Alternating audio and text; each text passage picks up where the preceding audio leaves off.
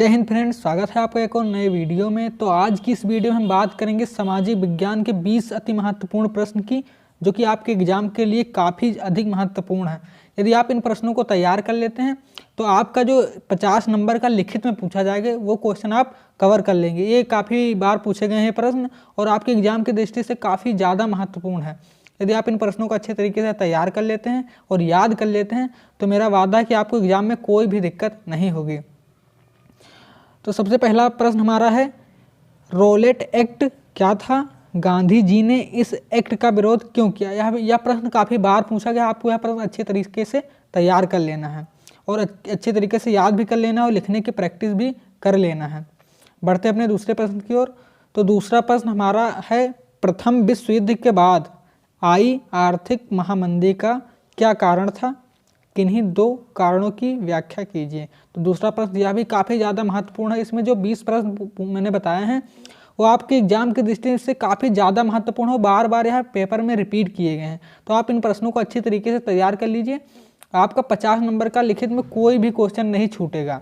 बस आप इन प्रश्नों को अच्छे तरीके से लिखकर तैयार कर लीजिए और एग्जाम में अच्छे तरीके से लिख आइए। यदि आप इन प्रश्नों का उत्तर नहीं हल कर पा रहे हैं तो आप मुझे कमेंट में बताएं, मैं आपको आंसर ज़रूर प्रोवाइड कराऊँगा और ज़रूर बताऊंगा। तो बढ़ते हैं अपने अगले क्वेश्चन की ओर। तो अगला क्वेश्चन हमारा है, विनिमय पद्धति की किन्हीं 3 विशेषताओं का वर्णन कीजिए। यह भी काफ़ी बार क्वेश्चन पूछा गया है और काफ़ी अधिक महत्वपूर्ण है।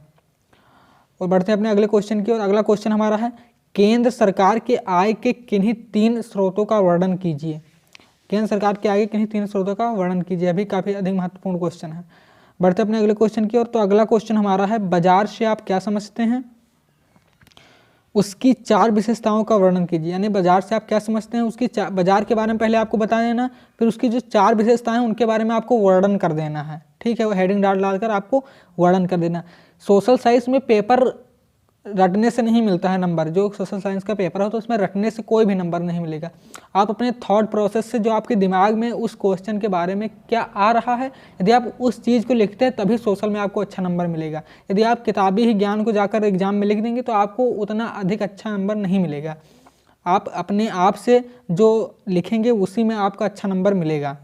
तो बढ़ते हैं अपने अगले क्वेश्चन की ओर। तो अगला क्वेश्चन हमारा है, असहयोग आंदोलन की विफलता के क्या कारण थे? यह भी काफ़ी बार क्वेश्चन पूछा गया है, इसे भी आपको देख लेना है। बढ़ते अपने अगले क्वेश्चन की ओर। तो अगला क्वेश्चन हमारा है, 7वां क्वेश्चन हमारा है, संगठित और असंगठित क्षेत्रों में अंतर लिखिए। संगठित क्षेत्र कौन से हैं और असंगठित क्षेत्र कौन से? आपको ऐसे हेडिंग डालना है और एक तरफ लिख देना संगठित क्षेत्र, ऐसे ही एक तरफ लिख देना है संगठित क्षेत्र आपको डाल देना है, एक तरफ लिख देना असंगठित और इसमें आपको अंतर बता देना है। ऐसे एग्जाम में आपको लिख देना है। बढ़ते हैं अपने अगले क्वेश्चन की ओर। तो अगला क्वेश्चन हमारा है, भारत में पाई जाने वाली विभिन्न मृदाओं का उल्लेख कीजिए। यह क्वेश्चन तो बहुत बार पूछा गया, आपको इसे बिल्कुल अच्छी तरीके से लिखकर तैयार ही कर लेना है। यानी आप जान लीजिए कि यह क्वेश्चन आएगा ही आएगा। आपको इसे अच्छे तरीके से लिखकर तैयार कर लेना, 100% यह क्वेश्चन आएगा। बढ़ते हैं अपने अगले क्वेश्चन की ओर। अगला क्वेश्चन हमारा है, जैव विविधता क्या है? मानव जीवन में इसकी महत्व का वर्णन कीजिए। यानी जैव विविधता क्या है इसके बारे में आप बताना है और हमारे यानी मानव जीवन में इसकी क्या महत्ता है, आपको इसका भी वर्णन अच्छे तरीके से कर देना है। तो बढ़ते हैं अपने नेक्स्ट क्वेश्चन की ओर। तो अगला क्वेश्चन हमारा है, 10वां क्वेश्चन है, जो कि वेरी इंपॉर्टेंट क्वेश्चन है, वनों को किस प्रकार संरक्षित किया जा सकता है? किन्हीं 2 बिंदुओं पर चर्चा कीजिए। यानी वन को हम किस प्रकार से बचा सकते हैं, आपको 2 बिंदु लिखना है, उसकी चर्चा करनी है। बढ़ते हैं अपने अगले क्वेश्चन की ओर। तो अगला क्वेश्चन हमारा है, जल दुर्लभता क्या है? इसके 3 प्रमुख कारण बताइए। यह 11वां प्रश्न, यह भी काफ़ी ज़्यादा महत्वपूर्ण क्वेश्चन है। बढ़ते हैं अपने अगले क्वेश्चन की ओर। तो अगला क्वेश्चन हमारा है, भारत में पाए जाने वाले लौह अयस्क पर संक्षिप्त टिप्पणी लिखिए। यह क्वेश्चन लघु उत्तरीय में आता है। आपको 2-3 लौह अयस्क के बारे में अच्छे तरीके से जान लेना है, उस पर टिप्पणी लिखना सीख लेना है। तो अगले क्वेश्चन की ओर बढ़ते हैं। अगला क्वेश्चन हमारा है, जो कि वेरी इंपॉर्टेंट क्वेश्चन है, ऊर्जा के गैर परंपरागत स्रोत का विस्तार पूर्वक वर्णन कीजिए। ऊर्जा के गैर परंपरागत स्रोत कौन से हैं, आपको इसका विस्तार पूर्वक से वर्णन करना है। बढ़ते अपने अगले क्वेश्चन की ओर। तो अगला क्वेश्चन हमारा है, भारत में संचार के साधनों का वर्णन कीजिए। यह भी क्वेश्चन काफ़ी बार पूछा गया, आपको यह भी ढंग से तैयार कर लेना है। और यह क्वेश्चन वेरी वेरी इंपॉर्टेंट है, क्वेश्चन नंबर 15। यह भी कई बार पूछा गया है और आपको संभावना इस बार भी यह क्वेश्चन पूछा ही जाए।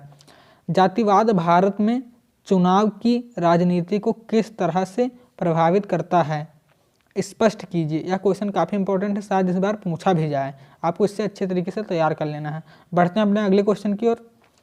तो अगला क्वेश्चन हमारा है लोकतंत्र के प्रमुख गुणों का वर्णन कीजिए। यह भी क्वेश्चन आपको तैयार कर लेना है। बढ़ते हैं अपने 17वें क्वेश्चन की ओर। तो 17वां क्वेश्चन हमारा है विकसित देशों की किन्हीं 3 विशेषताओं का वर्णन कीजिए। यानी कौन से देश हैं विकसित, उनके बारे में आपको लिखना है, उनकी 3 विशेषताएं लिखना है। जैसे कि अमेरिका हो गया, या आप जर्मनी को ले लीजिए, या ब्रिटेन को ले लीजिए, ये सब देश विकसित हैं। हमारा देश जो भारत है विकासशील है, यानी विकास कर रहा है और वहाँ विकास हो गया है। तो इन देशों की किन्हीं 3 विशेषताओं पर आपको वर्णन करना है। इनकी कौन कौन सी 3 विशेषताएं, उनको हेडिंग डालकर आपको अच्छे तरीके से लिख लेना है। यदि आप इन प्रश्नों का उत्तर नहीं लिख पाते हैं तो मुझे कमेंट में बताइए, मैं आपको इन प्रश्नों का उत्तर जरूर प्रोवाइड कराऊंगा। तो बढ़ते हैं अपने अगले क्वेश्चन की ओर। तो अगला क्वेश्चन हमारा है आर्थिक क्रियाओं के 3 प्रमुख प्रकारों का वर्णन कीजिए। कौन कौन से आर्थिक क्रियाएं हैं, इनका 3 प्रमुख प्रकारों का आपको वर्णन भी करना है। बढ़ते हैं अपने अगले क्वेश्चन की ओर। तो अगला क्वेश्चन हमारा है